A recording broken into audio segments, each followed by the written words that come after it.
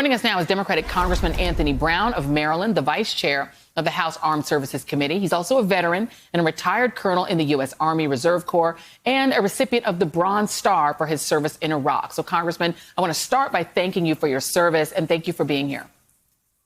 Thank you, Joy. And let me say happy Veterans Day to all of the millions of men and women who currently serve and have served our country in uniform. Happy Veterans Day to them and their families. Absolutely. I will echo that as well. And I'll start there because, this is a day when we honor those like yourself who have served this country honorably.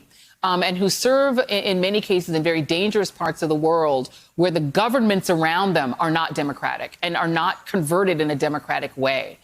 What does it say to those troops, some of whose votes were being dumped in by Republican local officials in some states as if they were illegal votes when they're not, they just were voting from overseas, that this president is refusing to do a traditional peaceful transfer of power? Listen, men and women join our armed forces because they gladly, willingly, and with great pride want to defend everything that this country stands for: democracy, our democratic institutions, and the freedoms and liberties that we enjoy, including the right to vote. They fought for the right to vote. Many have died at home and abroad for the right to vote. So when they see the commander in chief doing everything he can to create a situation where their vote might not count, it can be demoralizing on troops. Look, men and women in uniform are going to get up and do their job every single day, but we're human beings. So when you see that kind of conduct by your commander in chief, it can be demoralizing. And anytime you impact morale, you impact readiness. So I'm always concerned when I see the president trampling on rights, particularly those of military members who need to be able to cast their ballot even when they're in Iraq, Afghanistan, or anywhere else around the world. Yeah. And, you tweeted earlier, chaos is harmful to our national security. Global uncertainty, terrorism, and authoritarianism remain threats as we transition government. It's telling that one of the last things Secretary Esper worked on was ensuring our military stopped honoring traitors and those who betray our values.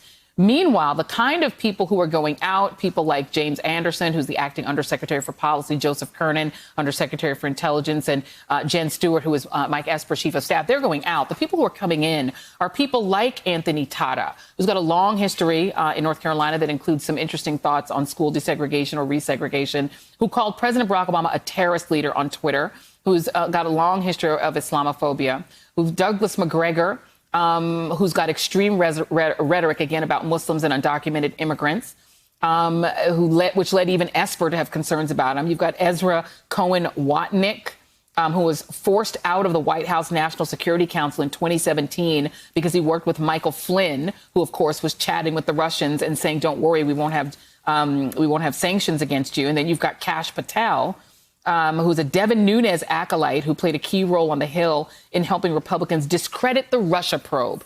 Bringing that kind of leadership into the Department of Defense, what does that do to our readiness and our national security? Sure. First of all, you raise, real relevant, salient points that go to their character and their competence to serve in these positions. But even putting that aside, high-level turnover at this point in transition undermines national security. It will prevent or certainly impede the ability to transition seamlessly, quickly to the Biden administration, which requires many things to happen. 1,200 appointees have to be filled. They have to be vetted. There's security clearances. We're going to need to have communications with other countries facilitated by the State Department. That won't happen.